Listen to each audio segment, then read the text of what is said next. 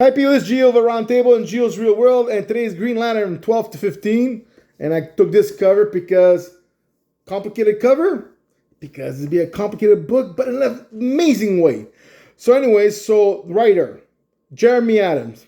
Pay attention because this guy looks like he's gonna be it's the next Jeff Jones. Okay, and artists, there's two of them. The reason I'm admitting, I mention the colorist, and you know when I do that, there's a reason, right?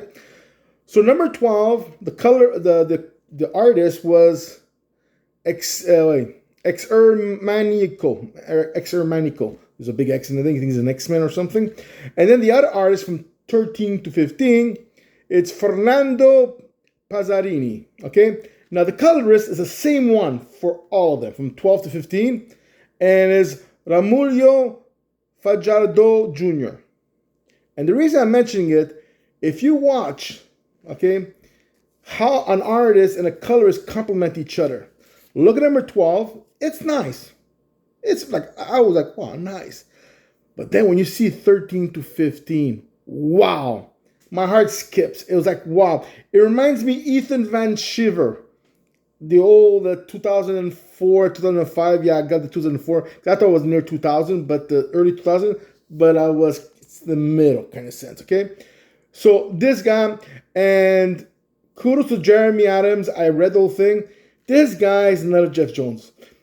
Hal Jordan, he brings out that robustic, I call it free will, live life to the bones, wisecrack jokes. He does crazy stunts.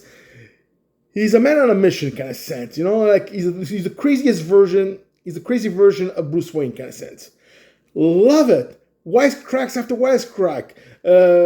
He's riding this air speed bike with Flash behind him, and Flash, like being that Hal Jordan, he's controlling the super cycle, the sonic cycle, what you want to call it. Goes, can you go a bit slower? Goes, and Hal, he goes, oh, you want me? Goes, what? I can hear you. You want me to go faster? And he guns it. And then, example, there's a King Shark. He's punching him. He goes, you know what? You punch like a guppy.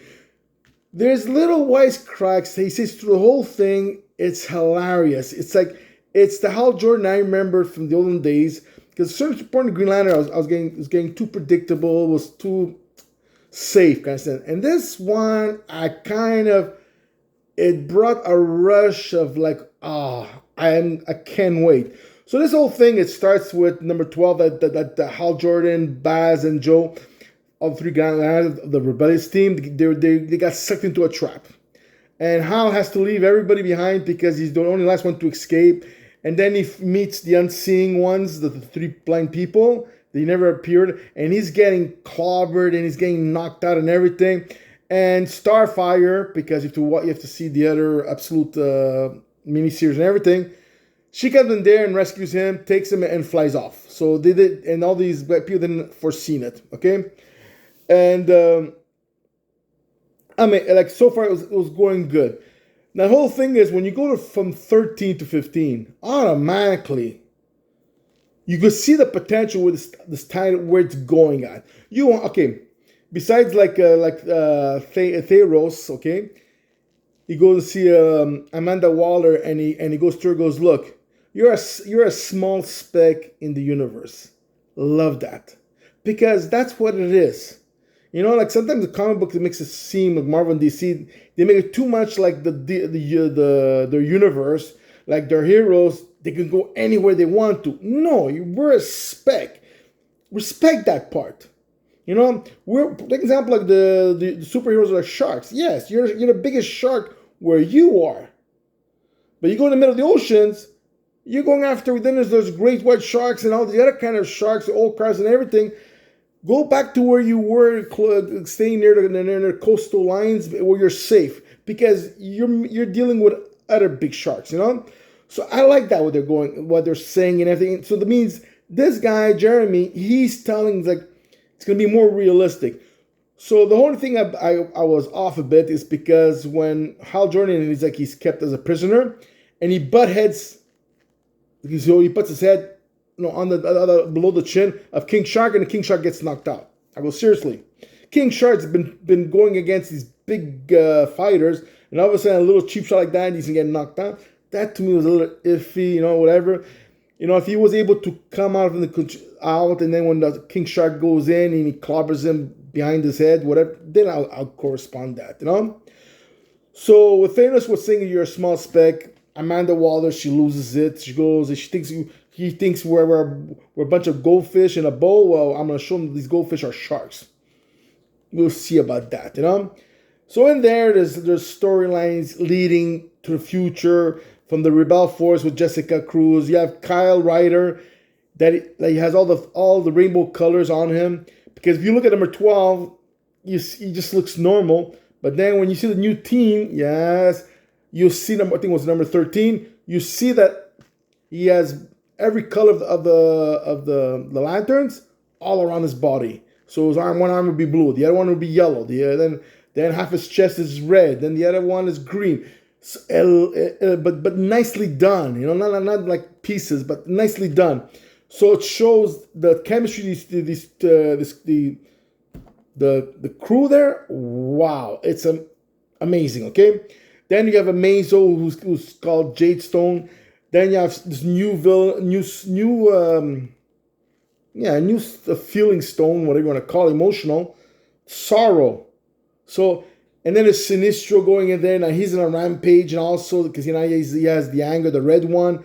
Then there's Alan Scott involved, that he's trying to make the Amazo Jade Stone. He's manipulating it because he knows the stone, the being that's magic, could override science kind of sense. So overall, then you have Carol Ferris, because now she's admitting that Hal Jordan, he's the love of her life, and she was about to get married to somebody else who becomes Sorrow there. She's admitting it, and she's taking a new path.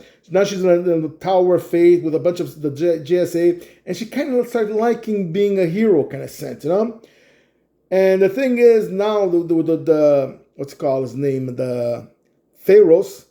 So he's talking about all his Dur lands, though, because from all different empires and planets, they're all him, right? They're all them, but duplicates without nobody knowing about it.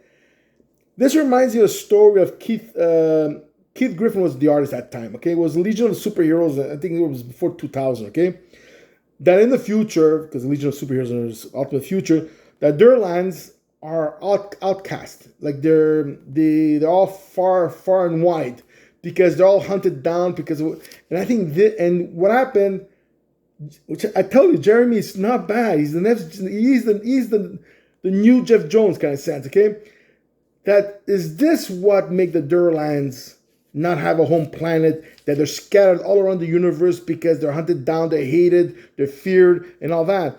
So I like what he's doing with this, okay? And before I left you off, there was a part in the last issue that was the speed bag I mentioned about the Flash. Then Hal Jordan goes into this Bat Wolf from Batman. He created this plane together. He's test piloting it, that it could actually explode. He gets hunted down by Major Force, and you can see the what's called Queen Brainiac is controlling because all those wires on his head. Now finally, like Hal Jordan, as great as he is as a pilot and everything, Major Force, he's strong, and he ends up catching the jet plane. And then all of a sudden somebody whoops him out of the jet plane. Ends up being, what's his name again? Jade Stone. And then Jade Stone, he takes out the wires from Major Force, which means he's going to be free from the Brainiac Queen there. But at the same time, then Hal Jordan had to eject from the jet plane because he knew it was going to explode. He had no parachute, so he makes a little joke. Oh yeah, it's true. Probably I didn't put it because I had my ring that time, so I didn't need it. Maybe my jacket's going to save me. It's going to bounce me around. And he gets saved again from Jade Stone. And then later on, he finds out that Jade Stone ends up, he's going to be the new Guardian, because he's talking to the battery where the Hal Jordan powers up. And he's communicating with it. So, and the battery is telling him, you're gonna be my guardian. And you see at a certain point, it's a big sword. But the thing to me is like what's her name? The girl, what's it called? Carol Ferris. She appears there, and Hal Jordan, the kiss, and they take off. Okay, before you take off, can you actually ask Jade Stone, go, like more information. Goes, okay, you're gonna be our guardian. Like, get intimate before you leave him there and take off. Like too much trustworthy kind of stuff. That's the little thing I didn't like a bit. I would like a little bit more communication before he took off. But overall, spectacular. I was about to quit on Green Lantern and to go like, okay, well, that's the absolute power. Gets over it and I thought it was gonna be crappy miniseries, maxi series, which I was completely wrong. Which I'm the happiest guy in the world to be wrong, because I really enjoyed every series, every cross ties in. It's spectacular. That now with this creative team together, now I got the word creative team. See what I amazing. I mean, automatically I'm not canceling it from my list because it looks the potential it has with all these story leading to that whatever's in the future, Sorrow and Sinestro and Kyle Ryder and the Empire and the United Force of it's gonna be in the Durlands. It's gonna be worth reading. It gives me the goosebumps when the rebirth of Jeff Jones and Ethan Van Sciver. Check his art, and even the colors that time was spectacular. So, thumbs up 2001 wave of this comic book. I'm out. The creative team is amazing. I don't know about the next one, but this one is spectacular. So that's it. So Gio, subscribe, press me the like button, give me your comments, and spread out the words. That I cannot pronounce for beans. So you guys take care. I hope you enjoy this thing, and until next time, ciao guys.